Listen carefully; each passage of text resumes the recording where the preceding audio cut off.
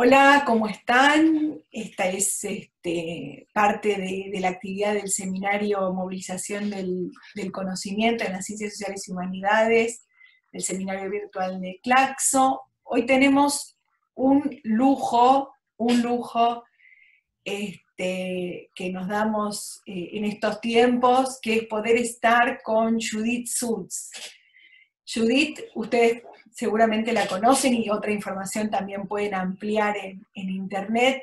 Es sin duda una de las intelectuales más importantes en el ámbito de las políticas científicas en América Latina. Su producción marcó y marca toda la agenda de por dónde van los caminos y las indagaciones. Judith tiene una enorme experiencia en varios ámbitos, además de ser una intelectual que ha producido mucho conocimiento teórico al cual se puede acceder a través de sus escritos.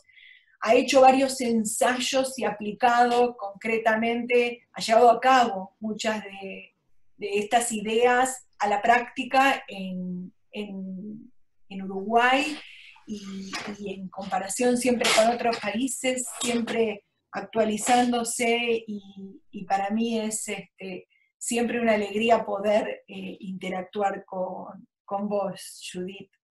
Muchísimas gracias, no me lo merezco, pero bueno, todo bien. Siempre uno igual se queda corto con las palabras, porque es mucho más. Lo que pasa es que le damos a la posibilidad a la gente que busque muchos más datos interesantísimos sobre ti. Hay diversos aportes, muchos, si tuviera que elegir 40 años de trayectoria que tenés, podría haber algunas particularidades que hacen, ¿no?, a nuestro seminario. Allá por 2006 comenzaron a pensar, ustedes junto con Arocena, la categoría de espacios interactivos de aprendizaje, ¿no? Seguimos dándole vueltas y vueltas a cómo vincularnos con el otro para poder crear conjuntamente conocimiento en interacción, y eso, digamos, ustedes siempre cuentan algunas experiencias concretas, ¿no? Como la persona que creó aquella lámpara para los bebés. Invito a las personas a buscar sobre esa información, cómo la política científica tiene que permitir esa góndola de conocimientos y de problemas a donde los investigadores también interaccionan y buscan cómo hacer útil su conocimiento, ¿no? En estos días de pandemia han salido, por lo menos en Argentina, muchísimas ventanas nuevas para trabajar, y ha sido sorprendente y súper interesante la cantidad de proyectos que se han presentado, cerca de 800 en menos de un mes, y bueno, de todas las áreas del conocimiento, ¿no? De las ciencias sociales y de otras que están como ahí preparadas, ¿no? ¿Cómo es cómo ves esta cuestión para contarle a la gente que está cursando el seminario y a todos los que estén interesados, esta cuestión del aprendizaje con el otro en el proceso investigativo? Bueno, a ver, los que trabajamos en temas de innovación, hay muchas maneras de mirarlo, hay muchas formas de verlo, desde los trabajos redescubiertos, seminales de Schumpeter. Hay una escuela de pensamiento sobre la innovación que es nórdica, que es la escuela que viene de la Universidad de Aalborg, de donde proviene Åke Lundvall, uno de los padres fundadores del concepto, que tiene muchas ventajas desde la perspectiva, yo diría, latinoamericana, y si ustedes me permiten, con todas las comillas del caso, progresista. Los actores de la innovación en esa manera de mirar, por supuesto, son las empresas, pero no son solo las empresas. Los actores de la innovación son, por ejemplo, los trabajadores también. Uh-huh. No hay un proceso en la innovación claramente del tipo lineal. Primero viene la investigación, después viene digamos, la investigación básica, la aplicada, después viene el desarrollo experimental y la innovación. Digamos, de ninguna manera. La innovación se genera en interacción, en particular en interacción con gente que sabe cosas muy diversas. El respeto por los conocimientos diversos que tiene la gente que se reúne para hacer algo, para resolver un problema de algún tipo, es absolutamente crucial. Yo les recomendaría un trabajo de 1996 de la primera mujer premio Nobel de Economía que se llama Elinor Ostrom. El trabajo se llama, si no recuerdo mal, Bridging the Great Divide, haciendo un puente en la gran división. Es un trabajo que es un homenaje al respeto por el conocimiento de todos los que interactúan en un cierto proceso. ¿Por qué les hablo de esta escuela de pensamiento sobre la innovación? Porque esa es una escuela que tiene dos características que a mí me parecen fundamentales. Una es la apreciación de que el proceso social más importante, si afirmamos que el conocimiento es una fuerza productiva, es el aprendizaje. Dicho al revés, si consideramos que el conocimiento es una fuerza productiva, el proceso social más importante es el aprendizaje. El núcleo de la cuestión es aprender. Y la otra pregunta es ¿cómo se aprende? Bueno, la respuesta es se aprende en interacción. Entonces, y allí viene esta idea de los espacios interactivos de aprendizaje donde gente que sabe cosas muy diversas y que tiene roles diferentes, porque no es lo mismo el rol del empresario que el rol del investigador, que el rol del usuario. El usuario es un personaje muy importante en toda esta historia, porque si no hubiese usuarios, claramente tendríamos las cosas en un cajón. Al que le interese el tema, con respecto a la cuestión de los usuarios, el maestro se llama von Hippel y tiene un libro magnífico que se llama Las fuentes de la innovación, donde justamente analiza el rol del usuario como innovador, no simplemente como pasivo receptor de innovaciones. Entonces, digamos, la idea del espacio interactivo de aprendizaje como espacio donde se cocina en la olla, en el caldero, se cocina la creatividad. Eso lleva a una caracterización del desarrollo y el subdesarrollo. Permítanme, a ver, yo no creo que los países desarrollados sean desarrollados, así que la dicotomía desarrollo-subdesarrollo es un poco complicada. Vamos a hacer una cosa un poco más precisa. Países altamente industrializados y países no altamente industrializados. Ahí es neutro y más o menos nos entendemos. Una caracterización rica, más allá de esa descripción, sería que los países altamente industrializados son países ricos en espacios interactivos de aprendizaje. Y los nuestros son países mucho más pobres en espacios interactivos de aprendizaje. Y eso nos lleva a un concepto, que es el concepto de divisorias del aprendizaje. Y para que el ejercicio lo hagan ustedes, no es muy complicado, además está, digamos, la UNESCO, está la RICIT para tener los datos. Yo les propongo lo siguiente. Vamos a suponer que podemos caracterizar la capacidad de aprender de una sociedad, de un país, podemos de aprender a nivel de educación superior, a nivel de investigación, digamos, por la cohorte de edad que accede a educación superior.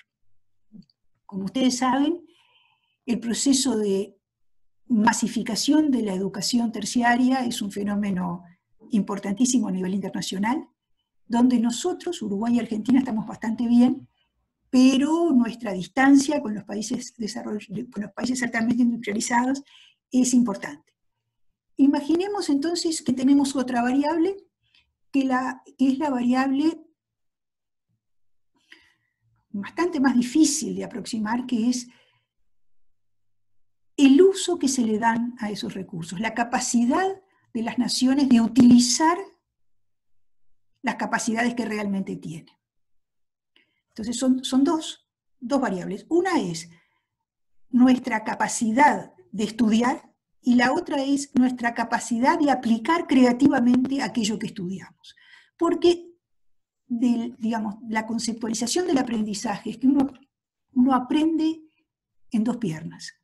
Una pierna es lo que estudia y la otra pierna es lo que aplica. Imagínense ustedes que tenemos una sociedad llena de doctores y nadie les pide que hagan nada.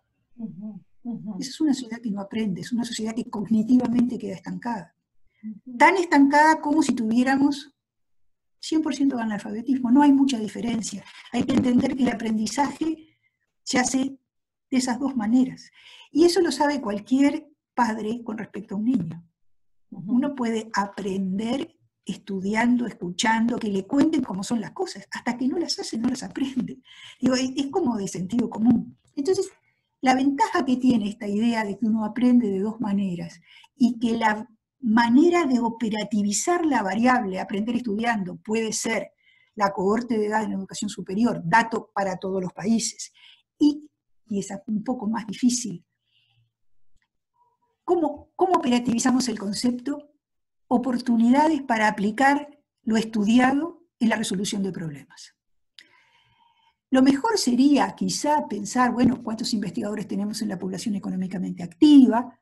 ¿O cuántos investigadores tenemos en empresas? Porque como las empresas son, en su enorme mayoría, las que aplican los conocimientos para la producción de bienes y servicios, entonces la capacidad de esas empresas de utilizar el conocimiento están relacionadas con cuántos profesionales o investigadores tienen. Bueno, todas esas cosas son preciosas, el problema es que las hay para pocos países.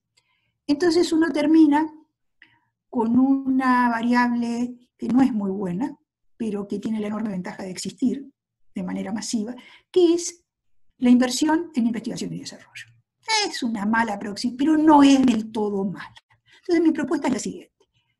Elijan 20 países altamente industrializados, elijan 20 países de los nuestros, y para cada uno de ellos pongan en un par de ejes cartesianos un punto donde la coordenada en el eje de las X es la cohorte de edad en educación superior de ese país y en el eje de las Y, en las ordenadas, la inversión en I+D. Y van a ver lo que les da. Háganlo y después hablamos. Y de allí surge la idea de la divisoria del aprendizaje, porque lo que van a ver es que los países altamente industrializados están todos apelotonados en la punta de arriba a la derecha y que los nuestros están todos apelotonados en la punta de abajo a la izquierda. Sí, nosotros tenemos incluso unas formas de interacción también distintas, ¿no? Uno lo puede ver respecto del trabajo cotidiano de algunos de los colegas del norte, muchas veces bastante cómodos en sus espacios en las universidades, y entonces quizá es más cotidiano o más normal para nosotros en algún punto, no para todos, pero sí para muchos, andar haciendo otras cuestiones afuera. Ahora, resulta que en los momentos evaluativos, cuando nosotros rendimos cuenta y se valora nuestro trabajo, termina viendo, y esto lo vemos en una tendencia al cambio, pero todavía no tan afianzada, y por lo tanto el camino, digamos, que se le indica a los nuevos investigadores tampoco está claro en ese sentido, es cuánto efectivamente se valora el esfuerzo extramuros, esta capacidad de aprendizaje de un diálogo distinto del diálogo y del lenguaje efectivamente universitario, académico, científico, etc. Entonces, bueno, en este sentido también los procesos evaluativos deberían estar acompañando, y no solo ellos, sino también los procesos de construcción de políticas que conduzcan a favorecer ese tipo de vínculos y no al investigador solitario escribiendo sus papers, etcétera, ¿no? ¿Cómo ves estas cuestiones sobre la cuestión evaluativa y la cuestión de la política?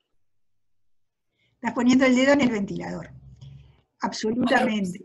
El tema de la evaluación académica es un tema absolutamente central y que es un ejemplo permanente de borrar con el codo lo que se escribió con la mano.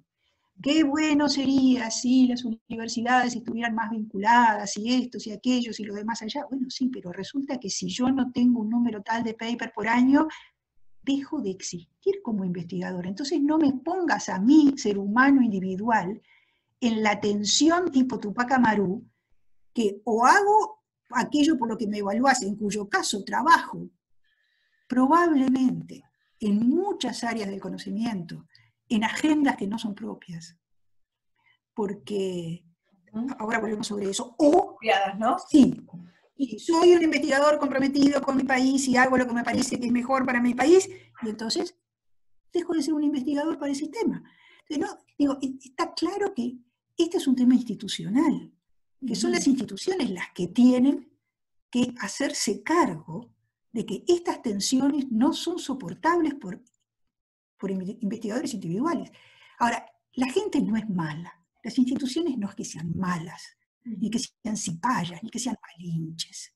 Hay que tratar de entender por qué esa insistencia tremenda sobre la cuestión del paper, del factor de impacto, y no hay caso. Los biólogos moleculares de San Francisco hicieron DORA. DORA quiere decir Declaration on Research Assessment. La buscan en la web. Sí. Y lo que dicen es, no usen el factor de impacto. Genial. Y hay miles de instituciones. Y en mi país hay una institución, y es afiliada a DORA, y es ridículo. Es ridículo. Se afilian a DORA y después cuentan en qué revistas y con qué factor publicaron sus investigaciones. Es absolutamente esquizofrénico. Entonces hay que entender, ¿y por qué? ¿Por qué es así? Porque no es cuestión de denunciar, es cuestión de entender. Cuando hay una racionalidad tan profunda, que además es denunciada y que sin embargo sobrevive, algo pasa. ¿Qué pasa? Hay muchas hipótesis. Una hipótesis es que el New Public Management es una cosa que ha permeado la cultura mucho más allá del espacio donde se generó al comienzo, y digamos, el concepto de auditoría, el concepto de desconfianza ex ante y de control ex post, ha permeado el conjunto de la vida social. Al que le interese, hay un libro ya viejo de un señor llamado Powell, que se llama The Audit Society. Es un libro de esos que después no te dejan dormir. Porque realmente la sociedad de claro, te describe una cosa que tú conoces, y te la analiza. Entonces, primero que nada, una cuestión, digamos, que ha permeado por mimetismo, como decía Di Maggio, ha permeado el conjunto de la vida social. La otra cosa es la siguiente. Hoy en día hay más investigadores vivos actuando que toda la suma de investigadores de la historia. Somos muchos, muchas, infinitos. Y a todos nos tienen que definir que si hicimos, que si no hicimos, que si vale la pena que nos recontraten y quién gana el cargo. ¿Y cómo se hace eso? ¿Cómo se leen los trabajos? ¿Cómo se hace un trabajo cualitativo profundo cuando estamos hablando de millones? Entonces, el asunto de la simplificación, de poder tomar alguna resolución, capaz que no es buena, pero son como los causalities of war, ¿no? Morirán por el camino algunos, pero el problema es que si no simplificamos se nos atasca. Entonces digo, ese es otro factor que lleva a ¿qué? Lleva a que la única manera de simplificar es cuantificar. Y la única manera de cuantificar es referirse a los indicadores clásicos. Naturalmente, como todo el mundo sabe, todo indicador que se empieza a usar para la política pierde el 90% del valor informativo que tiene.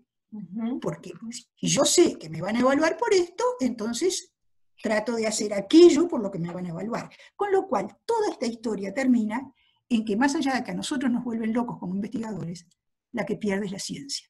Porque la ciencia que se está haciendo en todas las áreas de conocimiento, salvo algunas arcanas que en el fondo no les importa mucho cómo les va y pueden quedar protegidas, pero cada vez son menos y son cada vez más en el mundo altamente industrializado los departamentos de ese tipo de investigación que se cierran.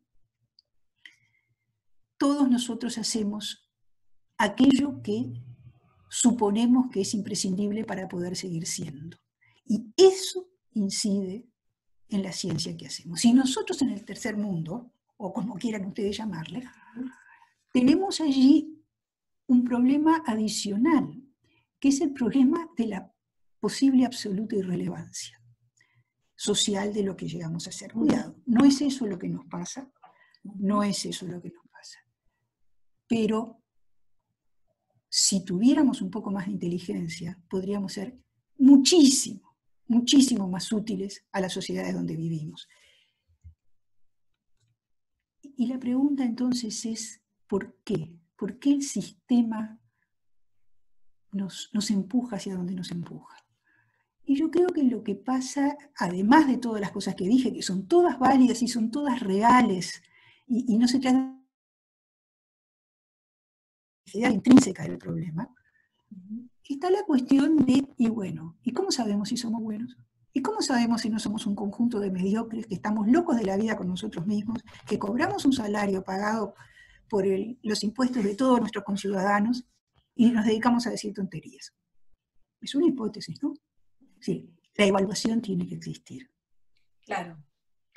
La evaluación de calidad. De cualquier manera, yo noto, y vos también notarás que está habiendo esfuerzos en otros países también, como el Manifiesto de Leiden y otros, que se está trabajando muy intensamente, primero en la toma de conciencia de este problema, y yo creo que en los próximos años va a haber un intento de cambio, hay una búsqueda y una vuelta a tratar de comprender formas cualitativas, más allá de que siempre necesitamos en algún punto encontrar parámetros comparativos para simplificar la tarea, como decía Musiolén, de la industrialización de las actividades académicas. No son tantas que se aplican modelos fordistas al respecto, pero bueno, vamos a seguir problematizando esto como para seguir planteando, ¿no? Me quedaría 100 horas hablando sobre cada tema. Pero te quería proponer... Vale la pena que se bajen. Perdóname. No, que vale la pena que se bajen de internet una cosa absolutamente estupenda. Se llama The Metric Tide, la ola de la métrica, The Metric Tide. Está hecho por un tipo fenómeno y es un análisis muy fino de los procesos de evaluación y un reclamo por lo que ellos llaman una métrica de evaluación responsable, con una bibliografía a pie de página que es una joya. Digo, se está pensando, tiene toda la razón mi tocaya, y en particular en Inglaterra, que es la cuna del ultra neoliberalismo académico, están empezando a incorporar lo que ellos llaman narrativas. Ellos quisieron incorporar el impacto social de la investigación y encontraron con que no tenían la más pálida idea de cómo hacerlo. Entonces tuvieron que aceptar que los investigadores contaran una historia y entonces incorporan a los procesos de evaluación a no académicos capaces de apreciar el valor de esa narrativa. Claro, como se podrán imaginar, eso es muy consumidor de tiempo. Hay que ver cuánto tiempo les dura la buena conducta y las ganas de hacer las cosas bien, pero para decirles que ha empezado a haber una legitimación de la narrativa que es fundamental. No es el número, no es el dato. Es yo te cuento cómo creo que lo que yo hago impacta en la sociedad en la cual vivo. Bueno, yo diría que es un paso no menor. Sí, en eso estamos, porque al mismo tiempo todos nosotros participamos en espacios evaluativos y estas cosas nos llaman a minuto para poder ir reflexionándolo. Eh, bueno, para no robarte más tiempo, y te digo, me quedaría toda la vida.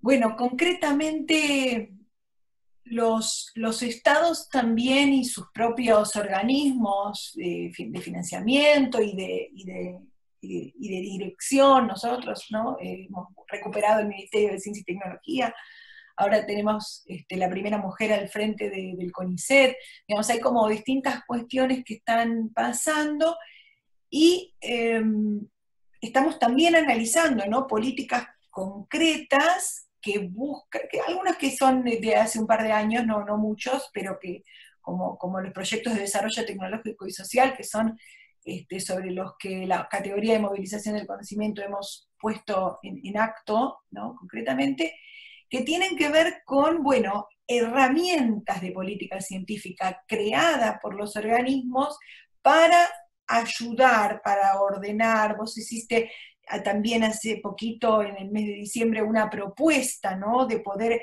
establecer en forma experimental formas nuevas, digamos, de apoyo a investigadores que se dediquen y que mucho tiempo al diálogo planteás, ¿no? Al diálogo con el actor extraacadémico.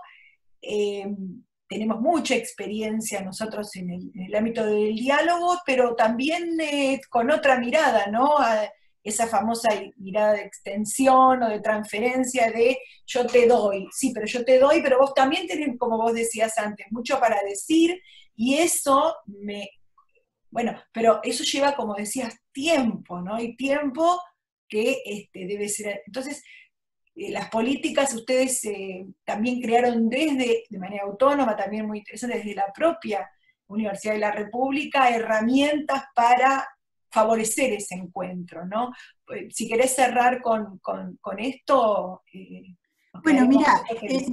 déjenme empezar por contarles algo que ustedes lo deben estar viviendo, por supuesto, en Argentina, pero que es muy extraordinario y que para mí, la palabra es grande, pero no importa, yo estoy convencida de que es así, que es un cambio revolucionario. Y que tiene que ver con lo siguiente.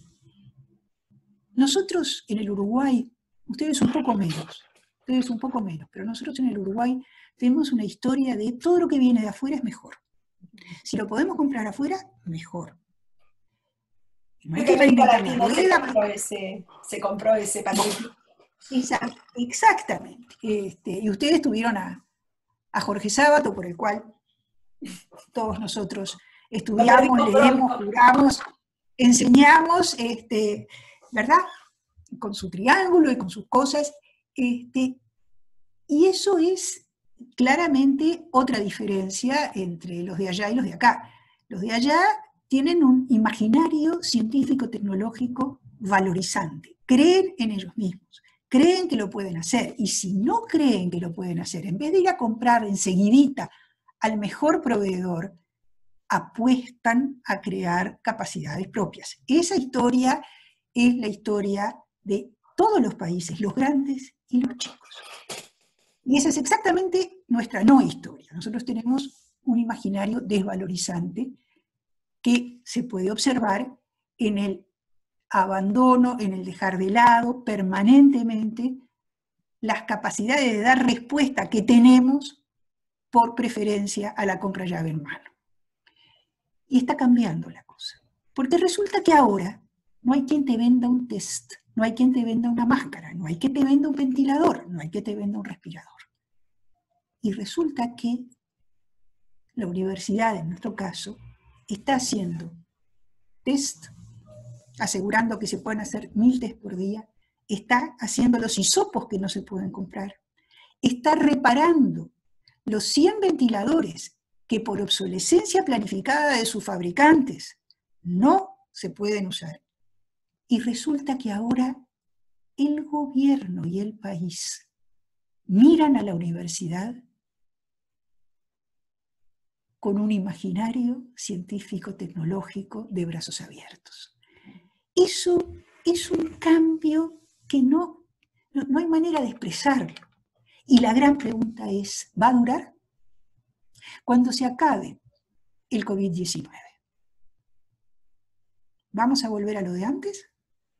¿O vamos a hacer palanca en lo que nos pasa en estos tiempos para construir, a partir de ese nuevo imaginario científico-tecnológico, una nueva forma de relacionar a la investigación, a la innovación y al desarrollo nacional, inclusivo, porque claramente todo esto es en forma inclusiva? Nosotros hicimos, como dice Judith, hicimos algunas cosas, y básicamente lo que hicimos fue reconocer que los investigadores solos no pueden. Nuevamente, no le podés poner la mochila a un investigador que está trabajando en temas relativamente básicos, a ver cómo me arreglas esto.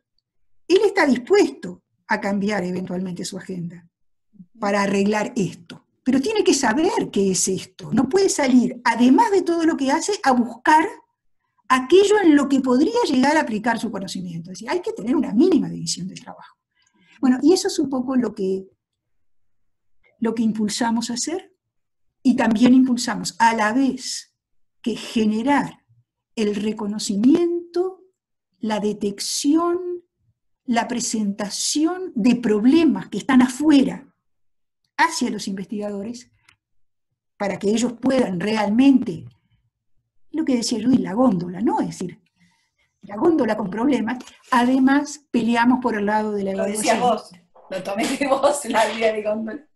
Claro, la góndola, la anécdota es muy sencilla. Cuando le preguntamos a un investigador que había hecho una cosa absolutamente notable, físico atómico, que trabaja en la Facultad de Ingeniería, le preguntamos, ¿y tú qué necesitas para hacer más cosas de estas? Y su respuesta fue maravillosa, fue, mira, yo necesito una góndola de problemas, porque yo no sé salir a buscarlos. Entonces yo me acerco a la góndola, agarro un problema. Bueno, si este problema yo lo puedo resolver, lo agarro. Y si no lo puedo resolver, capaz que conozco a alguien que lo puede resolver. Pero yo no puedo salir a buscar problemas. Bueno, eso fue una especie de llamador que dice, bueno, ¿sabes qué? Necesitamos una política de investigación universitaria que salga a buscar problemas. No digamos que sea la única, es además, porque si no la hacemos, entonces simplemente el investigador va a trabajar en su agenda y con suerte, porque muchas veces la agenda del investigador no es la del investigador, sino la de su grupo, y la de su grupo no es la del país, sino la de otro grupo. Todos sabemos cómo es la historia. Sobre todo en algunas áreas del conocimiento. Quizás nosotros los de las ciencias sociales nos salvamos un poco, pero hay otros que no. Y entonces allí hicimos, ahora les voy a decir una cosa, es muy lindo de decir, pero da un trabajo. Sí. Un trabajo, ir y hablar, por ejemplo, Sistema Nacional Integrado de Cuidados, que ni siquiera es ir a hablar con la gente, es ir a hablar con un gran intermediador. Y aún así, porque viven en la gestión cotidiana, porque tienen el mundo que se les cae encima, la idea de que no es cualquier problema el que puede tomar un investigador. Hay ciertos problemas que sí, hay ciertos problemas que no. A nosotros nos pasó la primera vez que hicimos el programa de inclusión social, que se llenó la Universidad de la República de gente venida de todas partes, que nos decían, yo necesito más tierra, porque me encantan las huertas orgánicas que nos propone la Facultad de Agronomía.